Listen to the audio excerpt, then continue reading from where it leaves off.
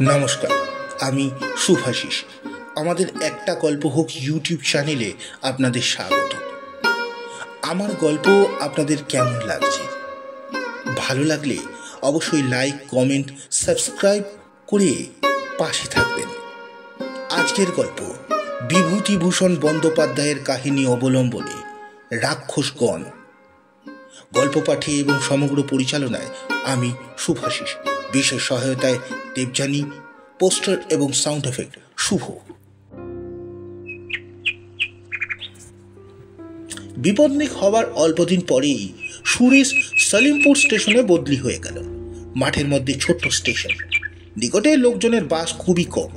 রেলের কোয়ার্টারে বড়বাবু পুত্র পরিবার নিয়ে বাস করেন। কিছু দূরে একটা ছাত্রবৃত্তি স্কুল আছে। তার শিক্ষকগণ স্কুলের নিকটেই একটি বড় আটচলা ঘরে মেস করে থাকেন। এছাড়া বড় একটা বসতি নেই।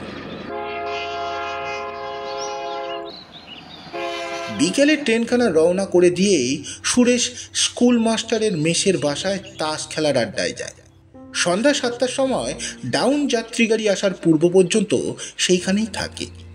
পরে খানিকক্ষণ স্টেশনের কাজকর্ম করবার পর রাত্রি 9:30 শেষ গাড়ি রওনা করে নিজের কোয়ার্টারের ছোট্ট ঘরটিতে ফিরে এসে ওবেলায় রাখা বাসি রুটি তরকারি খাওয়ার পরে সারাদিনের কর্মক্লান্ত শরীরটাকে নিঃসঙ্গ শয্যায় লুটিয়ে দিয়ে আপন মনে কত কথা ভাবে। ব্রাঞ্চ লাইনের স্টেশন, রাত্রে আর ট্রেন নাই। জানলার বাইরে খোলা আকাশটা নক্ষত্রই ভরা। একটা মাদার গাছের ডালপালা গড়াদের গায়ে এসে ঠেকেছে। মনে পড়ে মৃত্যুর পূর্বে নলিনী তার হাত নিজের দুখানি দুর্বল হাতের মধ্যে নিয়ে হাসি মুখে বলেছিল, একটা কথা রাখবে লক্ষ্মীটি, ফের বিয়ে করো, কথা রাখবে ঠিক, বলো। সে নলিনীর মুখে হাত চাপা দিয়ে বলেছিল, ছি, এইসব কথা বলতে আছে? তুমি সেরে উঠবে। ডাক্তারবাবু তো বলেছেন পূর্ণিমাটা কেটে গেলেই পথ্যি দেবেন। ওই রকম কথা আর তুলো না, মা ভয় পেয়ে কান্নাকাটি করবেন। ছি। সে পূর্ণিমা কাটেনি। কর্মভারনত নিরানন্দ প্রবাসের দিনগুলোতে নলিনীর এই স্মৃতি মাঝে মাঝে কাজের ফাঁকে ফাঁকে সুরেশের অন্যমনস্ক মুহূর্তগুলোর মধুর রসে ভরিয়ে তোলে। নিশীতে ফোটা রজনীগন্ধার মিঠা মৃদু সুবাসের মতো। বিশেষ করে সেই সব রাত্রে যখন সে একা। মাঘ মাসের সকালবেলা এইমাত্র স্টেশন থেকে এসে রাতে বসেছে একটি 12-13 বছরের অপরিচিতা মেয়ে একখানা থালা হাতে ঘরে ঢুকে লাজুক সুরে বললে, মা পাঠিয়ে দিলেন। থালাতে 6-7টি বাটিতে নানান তরকারি। সুরেশ হঠাৎ বড় স্বতন্ত্র হয়ে উঠল। কি করা উচিত ঠিক করতে না পেরে তাড়াতাড়ি তরকারি বাড়ি থেকে তরকারি নামিয়ে সেগুলো খালি করে দেবার চেষ্টায় এতটা অনর্থক ব্যস্ততার আমদানি করে বসলো যে মেয়েটি মৃদু হেসে বললে, বাটি থাক, এখন রেখে দিন, আপনি ঝি এসে নিয়ে যাবে ক্ষণ। শুধু থালাখানা উঠিয়ে নিয়ে সে চলে গেল। সুরেশ ভাবলে, বড়বাবুর বাসা থেকে এসছে বটে, কিন্তু বড়বাবুর নিজের মেয়ে নয় সে জানে। এতদিন এই মেয়েটিকে কখনো দেখেনি তো। বেশ শান্ত মুখখানি। মাঝখানে কেটে গেল। ব্রাঞ্চ লাইনের স্টেশনে ছোটবাবুর জীবনের সকাল সন্ধ্যা একঘেয়ে একরঙা ছবির মতো বৈচিত্র্যহীনভাবে কেটে চলেছে। এই মেয়েটি আরও কয়েকবার নানা কাজে সুরেশের বাসায় যাতায়াত করেছে। মেয়েটি বড়বাবুর ভাগ্নেও, মা নেই। বাপ পদ্মার ওপারে কোন স্টেশনে চাকরি করে। সম্প্রতি মামার বাড়ি এসেছে বেড়াতে। মামিমাকে মা বলে ডাকে। এইসব খবর সুরেশ ক্রমে জানতে পারে। একদিন কি এক কাজে মেয়েটি এলো। সুরেশ কথায় কথায় বলল, রেনু, পানগুলো আজ কদিন ধরে পড়ে আছে, সাজার অভাবে খাওয়া হয়নি, গোটা কত সেজে রাখা যাবে? রেনু অমনি পান সাজতে বসে গেল।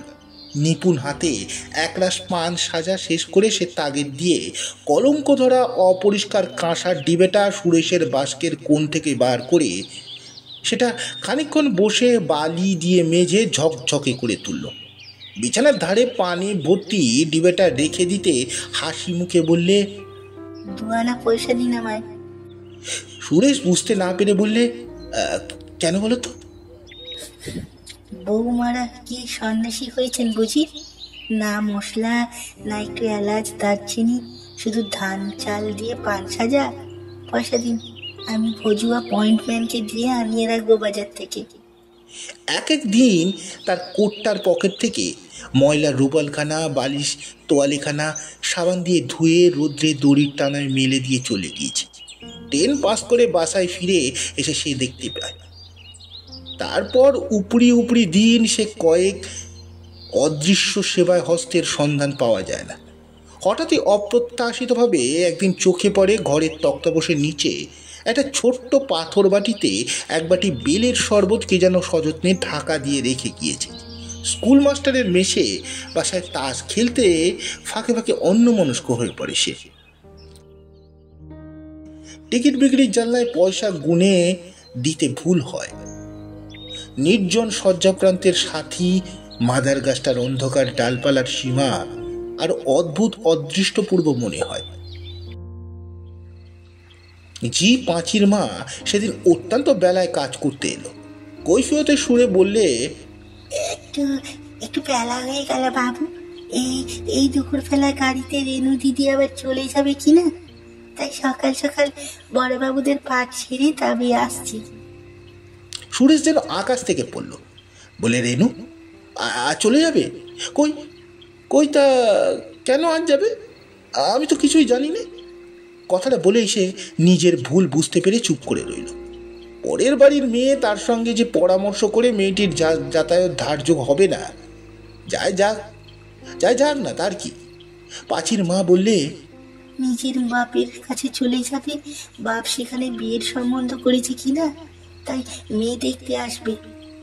খাটিয়ে খাটিয়ে মুখের রক্ত উঠিয়ে মারে। একটুখানি যত্ন, একটু যত্ন আত্মীয় তো। 12টা ডাউন ট্রেন আসবার বেশি দেরি নেই। সুরেন এইমাত্র খেয়ে উঠে পান মুখে দিয়ে কোট পড়ছে। রেনু বাসায় সদর দরজা পার হয়ে উঠোনে এসে ঢুকলো। একটু যেন ইতস্তত করে ঘরে ঢুকে বললে, আমার একটা সেফটি পিন সেদিন এখানে ফেলে গিয়েছি।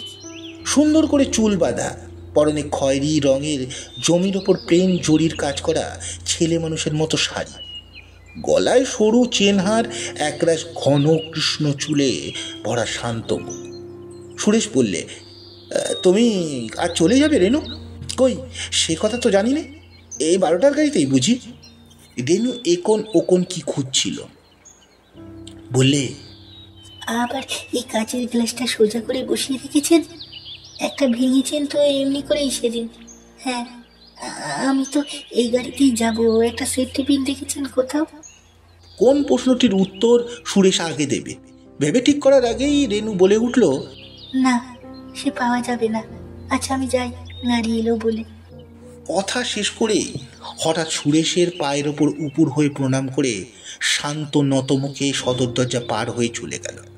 পূর্বেও ঘরে কেউ ছিল না, এখনো কেউ নেই। তবু সন্ধ্যার ট্রেনখানা পাস করে দিয়ে বাসায় ফিরে এসে সুরেশের মনে হলো সব খালি, কেউ কোথাও নেই। ঘরের আসবাবপত্র শূন্যতায় ভরা। মাসখানেক পরে বড়বাবু সুরেশের কাছে এক অভাবনীয় প্রস্তাব উত্থাপন করলেন। সে তার ভগ্নিপতির সঘর, বিশেষত রেনু মেয়েটিকে সে অবশ্যই দেখেছে। সংক্ষেপে রেনুর সঙ্গে তার বিবাহের প্রস্তাব। প্রথমে সুরেশের কথাটা যেন বিশ্বাস করতেই ইচ্ছা হলো না, পরে একটু চুপ করে রইল। বড়বাবু প্রবীণ ব্যক্তি, সুরেশের বয়স সবে 23, সুতরাং বড়বাবু সুরেশের সঙ্গে এ বিষয়ে তার বেশি কথাবার্তার আবশ্যক দেখলেন না। তার কাছে ঠিকানা জেনে তার জ্যাঠামশাইকে পত্র দিলেন। বিবাহের যোগাযোগ ও অন্যান্য কথাবার্তা চলতে লাগলো। ইতিমধ্যে সুরেশের জ্যাঠামশাই রেনুর বাপের কর্মসংস্থানে পাত্রী দেখে এসে সুরেশকে ও বড়বাবুকে জানালেন যে পাত্রী সুন্দরী, তার খুব পছন্দ হয়েছে। সামনের মাসেই শুভ কাজ সম্পন্ন হয়, এই তার ইচ্ছা। শীঘ্রই কিন্তু একটু গোল বেঁধে গেল। উভয়ের ঠিকুজি কুষ্টি মেলাতে গিয়ে দেখা গেল মেয়ের রাক্ষসগণ। মিলনে বহু বাধা, নক্ষত্রেরা সব তীর্যক গতিতে অবস্থান করছে, তাই বিবাহ অসম্ভব। সুরেশের বিধবা মা কেঁদে বললেন তার ছেলের নরগণ তিনি কখনোই এই পাত্রীর সঙ্গে ছেলের বিয়ে দেবেন না। জ্যাঠামশাইও সম্মতি দিতে পারলেন না, তবে খুব দুঃখিত হলেন, কারণ মেয়েটিকে তার ভারী ভালো লেগেছিল। সুরেশ বাড়িতে চিঠিপত্র দেওয়া একবারই বন্ধ করে দিলেন। তবে তার স্বগ্রামস্থ কোনো বন্ধুকে লিখিত পত্রের সংবাদে বাড়ির সকলে জানতে পারলে যে শীঘ্রই গেরুয়া ধারণ করে রামকৃষ্ণ মঠে যোগ দেবে। সুরেশের মা দেশ ছেড়ে রেলের বাসায় এসে পড়লেন। নানা মতে বোঝালেন, কান্নাকাটিও কম করলেন না।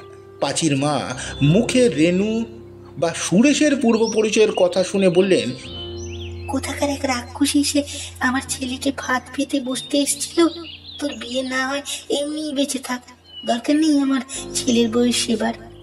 এইসব ইত্যাদি ইত্যাদি। বিবাহ হলো না। বিবাহ ভাঙাবার পর থেকে বড়বাবুর বাসার সঙ্গে সুরেশের সদ্ভাবও আর তেমন রইল না। বড়বাবু আর ভালো করে কথাই বলেন না। বছর ঘুরতে না ঘুরতেই সুরেশের অন্যত্র বিবাহ হয়ে গেল। অবস্থাপন্ন ঘরে সুন্দরী মেয়ে, নাম আভাবতী, বেশ নম্র লাজুক। বিবাহের অল্পদিন পরেই নববধূকে রেলের বাসায় নিয়ে এলো, মাদার গাছের এলাকার ছোট্ট বাসাটিতে। তারপর তারা দুজনে যে সুখের নীড় বাঁধল, সুরেশের তা কত সীমাহীন নির্জন রাত্রির স্বপ্ন। শেষ পর্যন্ত সুরেশের মনে হলো ভালোই হয়েছে সে বিয়েটা না হয়ে। গণকের কথা একবারে উড়িয়ে দেওয়ার জিনিস তো নয়। ভগবান যা করেন মঙ্গলের জন্যই করেন। ইতিমধ্যে আরও দুটো খবর সে পেয়েছে। রেণুর বিবাহ কোনো রকমে হয়ে গিয়েছে এবং বিবাহের কিছুদিন পরেই রেণুর বাপ কলেরায় মারা গিয়েছে। আরও 1 বছর কাটল। আভাবতী শুধু যে দেখতে সুন্দরী তা নয়, সে খুব পয়া, সে খুব ভালো, তার প্রমাণ শীঘ্র উপস্থিত হলো। সুরেশ বিখ্যাত পাটের ব্যবসায়ে গঞ্জ রসুলপুর স্টেশনের অস্থায়ী চার্জ পেয়ে বদলির হুকুম তামিল করার জন্য প্রস্তুত হলো। মাইনেও গেল বেড়ে। যাবার দিন ক্রমে নিকটে এসে গেল। স্কুল মাস্টারেরা মেসের বাসায় তাকে এক বিদায় ভোজে নিমন্ত্রণ করে আকণ্ঠ খিচুড়ি আর ইলিশ মাছ ভাজা খাওয়ালেন। সে চলে যাওয়াতে যে সলিমপুরের বিশেষ ক্ষতির কারণ ঘটল, সে সম্বন্ধে নিমন্ত্রিত ব্যক্তিগণের কারো দ্বিমত দেখা গেল না। সে অভাব ভবিষ্যতে পূরণ হবার বিষয়ে অনেক সন্দেহ প্রকাশ করলেন। রওনা হবার পূর্বদিন সারা বিকেল ধরে জিনিসপত্র গোছানো হলো। আভাবতী ভারী গোছালো মেয়ে। সন্ধ্যার আগে সব জিনিস বাঁধা চাঁদা ঠিক হয়ে গেল। মায়ের ট্রাঙ্ক বন্ধ করার আগে স্বামীর আয়না, চিরুনি, পানের ডিবেটি সকলের ওপরে রাখা পর্যন্ত, পাছে পথে কখনো দরকার হয়। সকাল 9:30 ডাউন গাড়ি স্টেশনে এসে লাগলো। ছোট্ট স্টেশন, বেশিক্ষণ গাড়ি দাঁড়ায় না। যাত্রীর দল কে কার ঘাড়ে এসে পড়ে এইরকম অবস্থায় ওঠানামা করছে। সুরেশ স্টেশনের কুলিদের সাহায্যে মালপত্র ওঠানোর ব্যবস্থা করে তার স্ত্রীকে মেয়ে কামরায় তুলে দিতে গেল। মেয়ে গাড়ির সামনে প্ল্যাটফর্মে কৃষ্ণচূড়া গাছটার তলায় একমাত্র একটি অল্পবয়স্ক মেয়ে গাড়ি থেকে নেমে এসে সম্ভবত মালপত্র নেওয়ার অপেক্ষা করছে। সঙ্গে একজন পৌরা, এক ছোট্ট ট্রাক এবং একজন বড় বোচকা নিকটে নামল। সুরেশ হঠাৎ থমকে দাঁড়িয়ে গেল। আরেকবার ভালো করে চেয়ে দেখলে, না, ভুল হয়নি, সে ঠিক দেখেছে। সুরপর ধুতি পরা, হাত খালি, মাথায় রুক্ষ চুল, বিধবা বেশে রেণু। সুরেশ সেখানে আর দাঁড়াতে পারল না। দিশেহারাভাবে এসে নিজের গাড়িতে উঠল। রেণু সম্ভবত তাকে দেখেনি, তার চোখ অন্যদিকে ফেরানো ছিল। সুরেশের সারা শরীর দিয়ে কে যেন একটা ঝাঁঝ বেরোচ্ছিল। নিজের কতকটা অজ্ঞাত সারে তার মনে হলো, উফ, কি বেঁচে গিয়েছি। মার কথা যদি তখন না শুনতাম, রাক্ষসীর ফাঁদি তো বটে, আটকে ছিল তো পা, আর একটু হলেই ফাঁদে। তার আরও মনে হলো বড়বাবু এ খবর পূর্বে জানতেন, কিন্তু প্রচার হতে না দিয়ে গোপন রেখেছিলেন। তারপর কখন গার্ড হুইসেল দিয়েছে, কখন গাড়ি চলছে, এসব খেয়াল নেই। কৃষ্ণচূড়া গাছের সামনে আসতে সে দেখল প্ল্যাটফর্মের পূর্ব দিকে তারের বেড়ার ওপারে খিলান বসানো পাকা ধাপ ডিঙিয়ে আগে আগে মালপত্র হাতে ভজুয়া পয়েন্টসম্যান, হাতে প্রৌঢ়ারি এবং সর্বশেষে নম্রমুখী রেণু বড়বাবুর কোয়ার্টারের দিকে চলছে। হঠাৎ সুরেশের মনে দুঃসম্পর্কিত, সহানুভূতি শূন্য এক আত্মীয়ের দ্বারস্থ পিতৃমাতৃহীন নিরপরাধা অভাগিনী বালিকার ছবিটি সম্পূর্ণ অন্যভাবে ফিরে এলো। কার অপরাধে এই প্রস্ফুটিত মুকুল প্রথম বসন্তের দিনে তার জীবনের আনন্দ দ্বীপটি নির্বাপিত হয়ে গেল চিরদিনের মতো?